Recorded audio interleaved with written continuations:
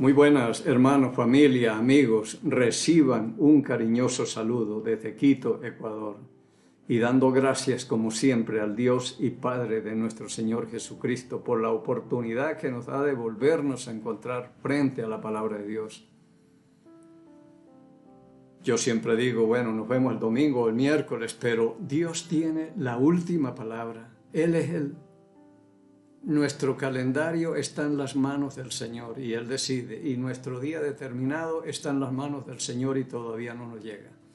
Seguimos entre los vivos y sanos, que es muy importante, que nosotros podamos tener una salud para dedicársela al Señor. En una ocasión, una señora, una hermana de la iglesia enferma, le habían colocado un marcapasos, tenía problemas del corazón. Salió del hospital y pidió una reunión de oración en la casa de ella y me enviaron a mí como diácono de la iglesia. Me dijeron, vaya usted, dirija esa reunión, y nos fuimos con un grupito ahí. Y yo le hice una pregunta a ella: ¿para qué quieres salud? Entonces dijo, para seguir yendo a la iglesia, para estudiar la Biblia, para servirle al Señor y un montón de cosas. Dije, excelente. Pero hicimos esa oración y yo no la volví a ver por la iglesia ni nada de eso. A veces hablamos así, pero estar entre los vivos y servirle sinceramente a Dios es otra cosa. Y si es posible en las enfermedades poder también servirle, porque Dios tiene propósitos con todo para que Él sea glorificado y que cada cosa, cada enfermedad, cada bendición o cada problema que se nos viene, con eso glorifiquemos a Dios, haciendo las cosas que a Dios le agradan. Y seguimos, si Dios nos tiene aquí es porque todavía le podemos servir. Yo pienso que cuando ya no le sirvamos para nada, dirá Él, ahora sí, llévelo, porque ya empezó fue a consumir y ya no produce nada, entonces es mejor que nos lo traigamos para acá o hagamos cualquier cosa. Pero ojalá nosotros estemos produciendo más de lo que consumimos, que no vengamos por acá, por este mundo, solo a consumir, como veo yo, mucha gente. Y lo más importante es qué estamos haciendo para el Señor. Él lo hizo todo y lo dio todo por nosotros. No escatimó ni a su propio Hijo, sino que lo entregó por todos nosotros. Y dice en Romanos 8, ¿y cómo no nos dará también con Él todas las cosas? Si dio a su Hijo, ¿cómo no nos va a dar el resto de las cosas a Él? Él sabe lo que necesitamos y antes de que le pidamos y todas estas cosas, Él está pendiente de nosotros. Pero pensemos, ahora, yo vengo hablando en la congregación en cuanto al trabajo, que es un ministerio, y hay que ser fiel. Usted trabaja las 24 horas al día para el Señor, si es que está consciente de que está haciendo la obra del Señor ahí lo puede hacer. Y le digo yo que trabajé 33 años en una fábrica de acrílicos, y ahí teníamos grupos de estudio, gente que se bautizaba, otros matrimonios, me pedían oración y todo. Era un ministerio, no todo el día. Yo trabajaba las 8 horas que se trabajan aquí, son 8 horas, de 7 a 3 de la tarde, y me quedaba tiempo. Entonces dije, le voy a trabajar es para el Señor y haciendo las cosas como para el Señor. Eso es trabajarle a tiempo completo al Señor, donde cada cristiano se encuentre, está en un ministerio. Y hágalo como para el Señor y no como para los hombres, es lo que nos dice la palabra por ahí en Colosenses. Entonces es muy importante que nosotros estemos conscientes de que todo lo que hace un creyente, sea de palabra o de hecho, y haga cualquier cosa, debe hacerlo para la gloria de Dios. Por allá en 1 Corintios 10:31 habla eso. Hágalo todo para la gloria de Dios. Hace el almuerzo para la gloria de Dios. Barre para la gloria de Dios. Lava para la gloria de Dios. Haciéndolo con excelencia para el Señor. Bueno, hemos venido hablando del libro de los Hechos y me gusta mucho esto porque lo escribió un discípulo de Jesucristo, no un apóstol de él. Bueno, Apóstol quiere decir enviado. Pero no era del grupo de los 12.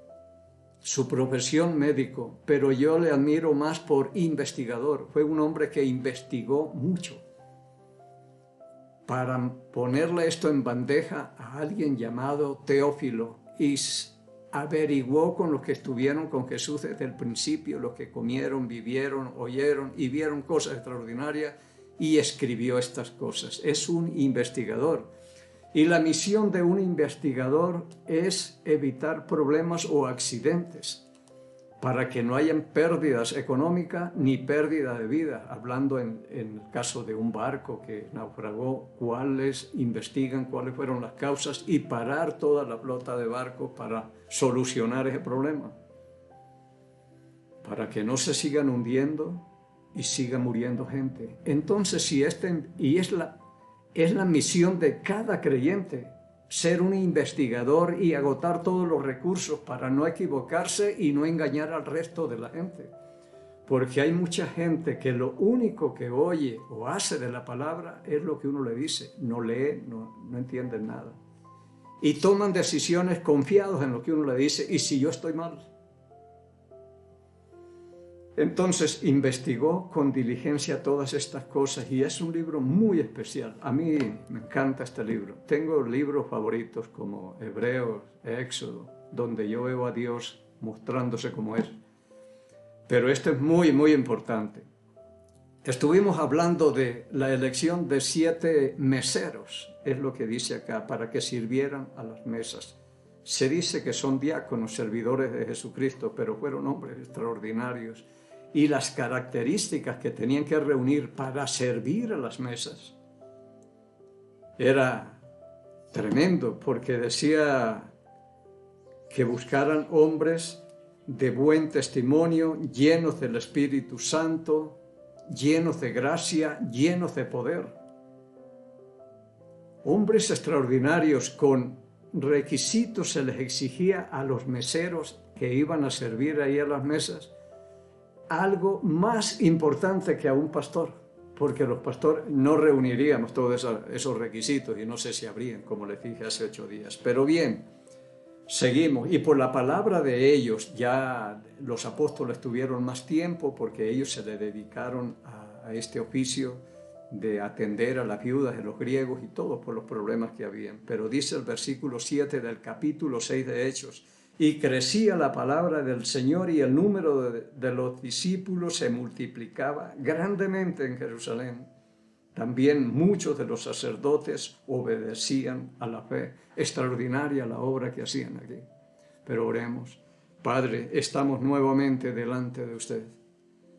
Agradecidos, Padre, por Jesucristo que hizo posible la hermandad entre los santos y que hizo posible una salvación que humanamente es imposible.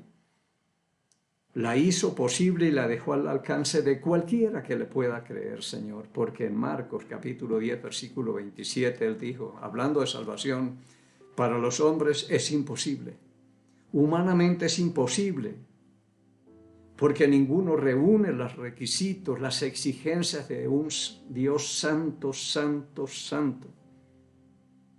Ninguno tiene esa santidad que Dios demanda. Sean santos como yo soy santo. Y Cristo, el que reunía todos esos requisitos, inocente, sin mancha, apartado de los pecadores y ha hecho más sublime que los cielos, como dice por allá en Hebreos 7:26.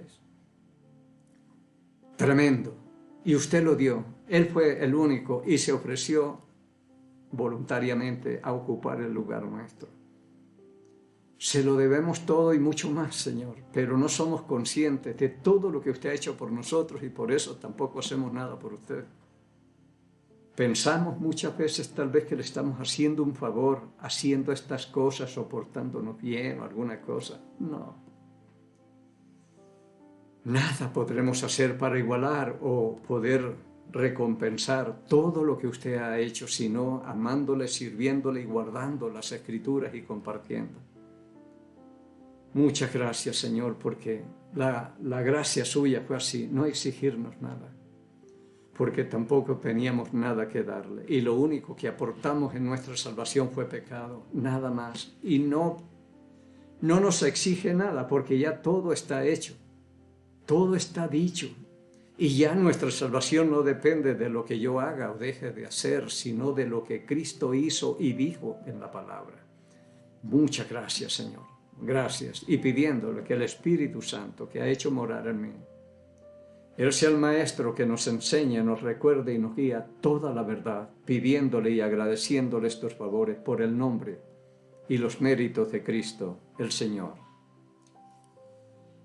En el versículo 9 dice: entonces se levantaron unos de la sinagoga llamada los libertos y de los de Cirene, de Alejandría, de Cilicia y de Asia, disputando con Esteban. Mire de cuántas regiones vinieron,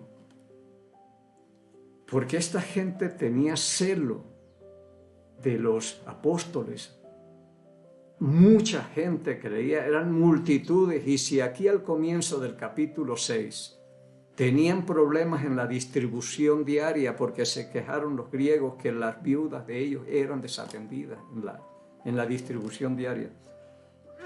Por la cantidad de gente, ahora ya en el versículo 7 que leí dice: y crecía la palabra del Señor en número, y el número de los discípulos se multiplicaba grandemente en Jerusalén. También muchos de los sacerdotes obedecían a la fe.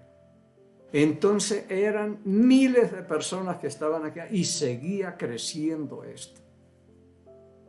Y yo veo hoy las iglesias estériles, no se reproducen, estamos estancados, contentos, un puñado de hermanos ahí entreteniéndonos nada más. No era como esto, ¿cómo? Y yo siempre sigo insistiendo cuál era la clave, porque la palabra la tenemos nosotros también. El Espíritu Santo está en nosotros, igual que en ellos.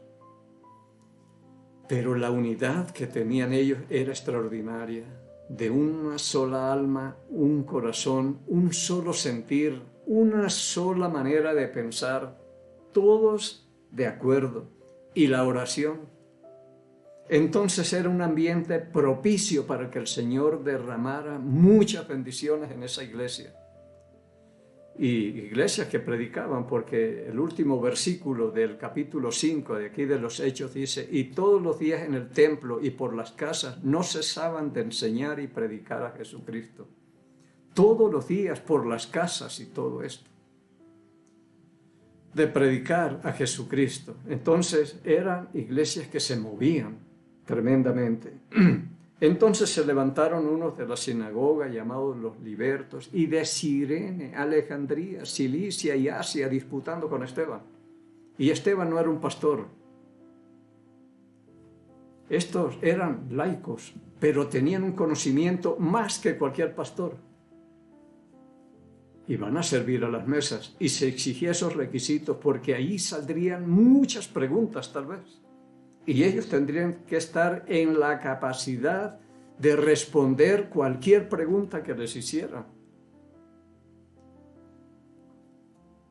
Entonces vino un poco de gente y disputaban con Esteban. No es que dice Esteban, hemos visto que Dios hace cosas extraordinarias, porque se nos pasó un versículo, el versículo 8 dice: y Esteban, lleno de gracia y de poder, hacía grandes prodigios y señales entre el pueblo. Y estos no vinieron por la novelería de las cosas que hacía. Sanan enfermos, expulsan demonios, paralíticos caminan, muertos son resucitados. No venían a eso, sino a disputar con él. A ver, ¿por qué esto o aquellas cosas? Siempre una oposición aquí. En el versículo 10 dice: pero no podían resistir a la sabiduría y al espíritu con que hablaba. No podían resistir. Y esto lo dijo el Señor a los discípulos. En Lucas capítulo 21, versículo 12 en adelante dice la palabra, está hablando Cristo, el Señor: pero antes de todas estas cosas os echarán mano y los perseguirán y los entregarán en las sinagogas y en las cárceles y seréis llevados ante reyes y ante gobernadores por causa de mi nombre. Y esto será ocasión para dar testimonio. Los van a llevar allá, pero va a ser la oportunidad para que ustedes testifiquen de Jesucristo. Versículo 14. Proponed en vuestros corazones no pensar antes cómo habéis de responder en vuestra defensa, porque yo les daré palabra y sabiduría, la cual no podrán resistir ni contradecir todos los que se opongan. Y aquí dice, pero no podían resistir la palabra de sabiduría y el espíritu con que hablaba Esteban. Porque es el Espíritu Santo el que está haciendo esto. Por eso le decía el Señor, en este caso Esteban, estás rodeado de una gran multitud y no te pongas a pensar y a ver cuál versículo les aplico o no sé qué. No pienses nada, porque a ti se te va a dar la palabra que tienes que hablar. Es el Espíritu Santo el que está haciendo la obra en ti. Así que tú déjate utilizar nada más. El Espíritu Santo se movía en una forma extraordinaria. Entonces, no podían resistir la sabiduría y el espíritu con que hablaba Esteban. Un hombre lleno de gracia, lleno de poder, lleno de sabiduría, lleno del Espíritu Santo. Una bomba. Tremendo, tremendo era todo esto. Dice el versículo 11, entonces sobornaron a unos para que dijesen que le habían oído hablar palabras blasfemas contra Moisés y contra Dios. Y estamos en la misma situación, o está en la misma situación que Jesucristo, buscando testigos falsos para poderlo acusar, porque no tenían cómo acusarlo. Y si aquí sobornaron a unos, es porque Esteban tenía un testimonio intachable. Era irreprensible, nadie le podía acusar de algo. Tenían que sobornar o pagar a alguien para que lo acusaran falsamente, porque no daban oportunidad como nosotros. En el capítulo 4 del libro de los Hechos, que decía, era el tiempo en que los apóstoles, los discípulos, dejaban callado a todos los que se oponían a ellos. No sabían qué hacer. Señal manifiesta ha sido hecho y no lo podemos negar. Y cuando lo sacaba el ángel de la cárcel y todo esto, todos dudaban en qué iría a terminar todo esto. ¿Por qué? Porque era un testimonio tremendo lo que ellos tenían y no tenían cómo acusarles de nada. Solo era amenazándolos, porque no podemos hacerles nada. Esta gente no son dignos de muerte ni de cárcel. Eso era cristianismo. Pero hoy le damos la razón a los incrédulos cuando muchas veces me dicen, pero hacerme un cristiano para hacerme como mi hermana o mi tío que eran así asados y se volvieron cristianos y se dañó esa gente, para volverme así mejor me quedo quieto. Y dije, desafortunadamente así está hoy el cristianismo. Un mal testimonio por todo lado. Y eso es un estorbo para la obra del Señor. Eso es ayudarle a Satanás más bien, porque es un estorbo para la obra. Así que sobornaron a algunos para que dijeran, este habla blasfemias contra Moisés y contra Dios. Y soliviantaron al pueblo, a los ancianos y a los escribas, y arremetiendo le arrebataron y le trajeron al concilio. No podían soportar esa palabra que les hablaba. Y ahora entran en acción los líderes religiosos también acá. Dice, escribas, los ancianos del pueblo y toda la pesada ahora están. Lo llevan al concilio. No pueden soportar y Dios hace lo mismo hoy. Todo depende del conocimiento que nosotros tengamos y con qué poder del Espíritu estemos hablando la palabra. No podrán resistir ni contradecir y tendrá que echarnos mano porque es la única. Lo vamos a hacer callar es a golpes o a piedra, como hicieron con Esteban. Y lo trajeron al concilio y pusieron testigos falsos que decían, este hombre no cesa de hablar palabras blasfemas contra este lugar santo y contra la ley. Pero ¿se dan cuenta lo que hacen ellos? Testigos falsos. porque no encontraban de qué acusarlo. Ni siquiera podían decirle, este ha descuidado su tarea de servirle a las viudas y está aquí haciendo otras cosas que no lo eligieron para eso. Porque si ellos lo hacían allá, lo hacían como para el Señor, excelente. Con excelencia harían todo. Entonces no daban oportunidad de que los acusaran de nada. Testigos falsos. Versículo 14. Pues le hemos oído decir que este Jesús de Nazaret destruirá este templo y cambiará las costumbres que nos dio Moisés. Pero por lo menos hablan cosas tremendas. Este hombre no cesa de blasfemar. Para ellos era mentira, pero está hablando la verdad y por eso pagaron testigo falso. Pero no cesa, este hombre hablaba tremendamente. Y aquí en el 14, pues le hemos oído decir que este Jesús de Nazaret, por lo menos le han oído hablar de Jesús de Nazaret. Está llevando el mensaje. Hombres extraordinarios, y uno dice, estos hombres ni estudian ni nada. Era el Espíritu Santo haciendo la obra a través de ellos. Vasos limpios, no como uno. Los utilizaba Dios en gran manera. Que Jesús cambiará las costumbres que nos dio Moisés. Bueno, pagando testigos falsos y sobornando gente, y siguen a ver cómo nos quitamos de encima a este hombre. Y es uno. Y tienen jaque a un montón de gente porque vienen de las aldeas, dice, de Cirene, Alejandría, Cilicia y de Asia. Vino un montón de gente a ver. Que hay un mesero por ahí que habla palabra tremenda. Vamos a ver, y hay que hacerlo callar. El 15 dice, entonces todos los que estaban sentados en el concilio, al fijar los ojos en él, vieron su rostro como el rostro de un ángel.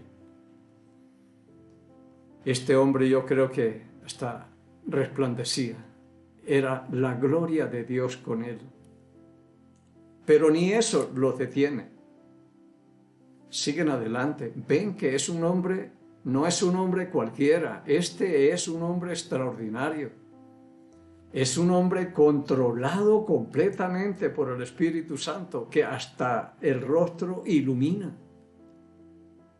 Entonces todos los que estaban sentados en el concilio, todos, porque todos tenían los ojos puestos en Esteban, todos lo miraban y todos los oídos escuchando lo que este hombre decía. Extraordinario. Y Cristo dijo, a ustedes por causa mía lo llevarán ante gobernantes, ante reyes, ante magistrados, ante multitudes, y esto les será a ustedes oportunidad para testificar, para que hablen de mí, de la resurrección. Y eso es lo que está haciendo Esteban. Todos con los ojos puestos y los oídos bien abiertos, y al fijar los ojos en él, vieron su rostro como el rostro de un ángel, transformado. Si uno ve una cosa de esta, dice uno, esperen, hablemos con Gamaliel a ver qué nos aconseja, porque él les aconsejó a esto, cuidado. No pongan la mano en estos hombres, porque si esto es obra de Dios, ustedes no los podrán destruir. Y si no es de Dios, esto va a desaparecer como Teudas y Judas el Galileo en esos tiempos. Murieron y terminó en nada. Pero si esta obra es de Dios, no la podrán detener ni destruir. Así que es mejor que se retiren de estos hombres. Pero aquí siguieron. En el capítulo 7 dice, el sumo sacerdote dijo entonces, ¿es esto así? A ver, Esteban, aquí te acusan de un montón de cosas, pero ¿es esto así? Y yo voy entendiendo que aquí no se ponen a discutir como hacemos nosotros. Es que eso es mentira, porque en tal parte dice esto y esto y esto y esto. A Jesús también, cuando le preguntaban algo, él no daba la respuesta de eso, sino que ampliaba la respuesta con otras preguntas, con parábolas y muchas cosas. Pero no se ponía a decir, eso es mentira lo que ellos están haciendo, me están acusando falsamente o alguna cosa. Yo no veo a estos hombres así como somos nosotros, defendiéndonos y siendo los culpables muchas veces. Entonces el sumo sacerdote dijo: Esteban, ¿es esto así como escucho que te acusan, que estás predicando blasfemia, mentira de Moisés, de Jesús de Nazaret y todo esto? ¿Qué es lo que dice Esteban? Versículo 2. Y él dijo: varones, hermanos y padres, oíd. Él les va a explicar todo acá y vamos a seguir llevando este mensaje de Esteban del capítulo 7. Tremendo. Era un hombre que conocía las Sagradas Escrituras y el oficio era repartir comida ahí en el grupo. Hombres humildes que se sometían a cualquier cosa también. Él dijo: varones, hermanos y padres, oíd. El Dios de la gloria apareció a nuestro padre Abraham estando en Mesopotamia antes que morase en Aram. Y comenzó desde Génesis para acá, cuando Dios llamó de Ur de los Caldeos a Abraham y todas estas cosas, y le dijo: sal de tu tierra y de tu parentela y ven a la tierra que yo te mostraré. En el capítulo 12 habla esto del libro de Génesis. Entonces él comienza desde atrás a explicarles todo o a recordarles. Son líderes religiosos. Está el sumo sacerdote haciendo la pregunta y Esteban tiene que explicarle todas las cosas. Notemos lo extraordinario que eran estos hombres. Y le dijo: sal de tu tierra y de tu parentela y ven a la tierra que yo te mostraré. Vete de Ur de los Caldeos a la tierra de Canaán. Vete de tu tierra y de tu parentela. Sin embargo, Abraham, cuando salió ahí es Abraham, no Abraham todavía, el padre de muchas gentes. Sin embargo, se llevó a Lot, al sobrino, y fueron problemas, porque aquí dice: vete de tu tierra y de tu parentela, de tu familia, de todo. Porque esto va a ser un estorbo, como fue Lot para... Ya hubo problemas con los pastores, los dos tenían demasiadas posesiones y dijeron: la tierra no nos sostiene. Dijo Abraham: si coges del oriente, yo me voy al occidente. Pero abrámonos. Se abrieron y enseguida le habló Dios a Abraham, porque ya se fue el estorbo. Pero él les está explicando todas estas cosas. A la tierra que yo te mostraré. Versículo 4. Entonces salió de la tierra de los caldeos y habitó en Harán, y de allí, muerto su padre, Dios le trasladó a esta tierra en la cual vosotros habitáis ahora. Esta tierra en la cual están ustedes, esa tierra Dios se la dio a Abraham y a nuestros padres. Les está recordando. Y no le dio herencia en ella ni aún para asentar su pie, pero le prometió que se la daría en posesión a su descendencia después de él, cuando él aún no tenía hijos. Porque heredarán todo. El heredero de esta promesa es Isaac. Y eso habla en Gálatas también, todas estas cosas. Pero Esteban les está explicando a estos líderes religiosos, porque por aquí están escribas y fariseos y el sumo sacerdote y mucha gente que está aquí, pero están escuchando. Y le dijo Dios así: que su descendencia sería extranjera en tierra ajena, que los reducirían a servidumbre y los maltratarían por 400 años.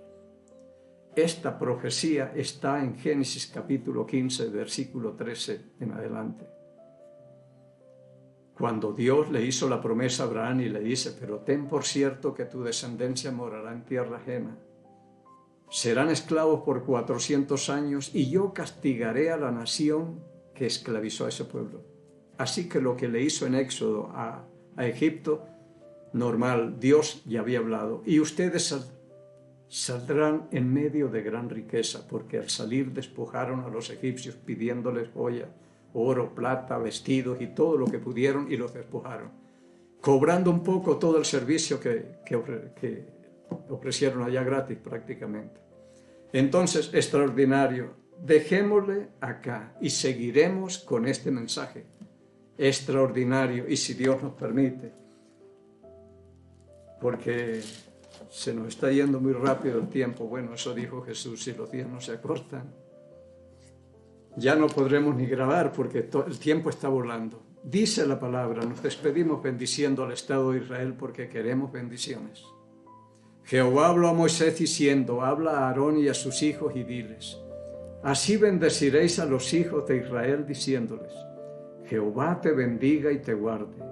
Jehová haga resplandecer su rostro sobre ti y tenga de ti misericordia. Jehová alce sobre ti su rostro y ponga en ti paz. Y pondrán mi nombre sobre los hijos de Israel y yo los bendeciré en el nombre del Señor. En el Salmo 122, versículo 6. La palabra dice, pedid por la paz de Jerusalén y sean prosperados los que te aman. Amamos a Jerusalén y pedimos por la paz de Jerusalén. Pedimos por aquellos países donde alguno de nuestros familiares se encuentre, en mi caso Colombia. Y pedimos por el Ecuador, el mejor donde Dios me tiene, y por nuestro presidente Daniel Noboa, por sabiduría y prudencia que él necesita para gobernar. Y bendecimos al Estado de Israel, en el nombre de Jesús Nazareno, el Rey de los judíos. Y el pueblo del Señor dijo, amén.